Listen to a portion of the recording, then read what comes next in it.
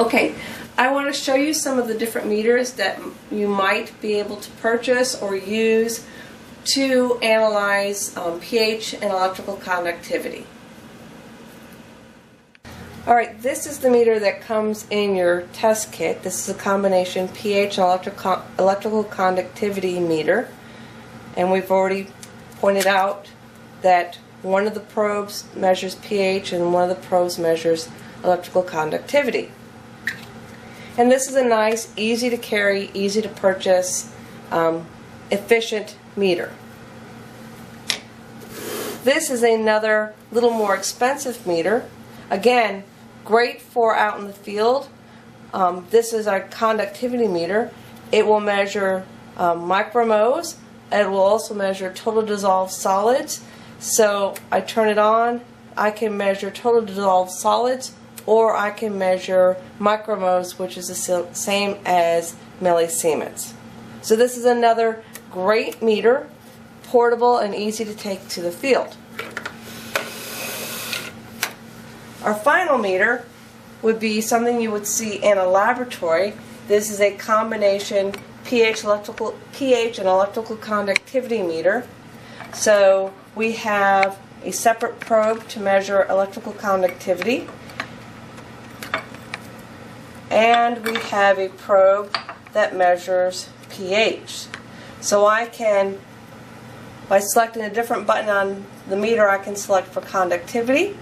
I can also select for pH, and if I needed to, I could hook other meters to this box. So if I wanted to measure nitrate, I could put a nitrate probe or a potassium probe to this meter, and by setting the standard curve, we could then measure the concentration of nitrate and potassium and other elements.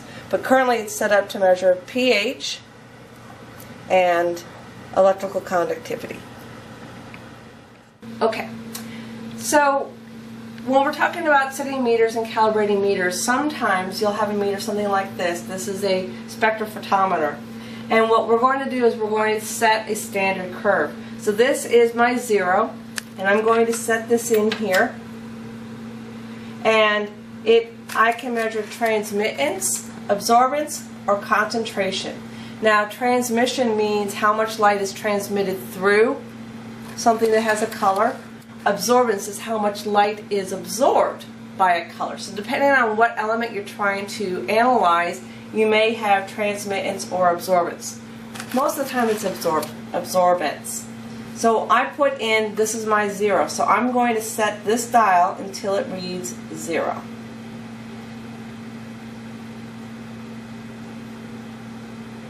So I'm setting my blank. This is my 0. There's no nutrients in it, so we should have no light being absorbed. Now I'm going to take out my 0. I wipe off my fingerprints. This is my 0.5, and I just put fingerprints on it. 0.5. I set it in.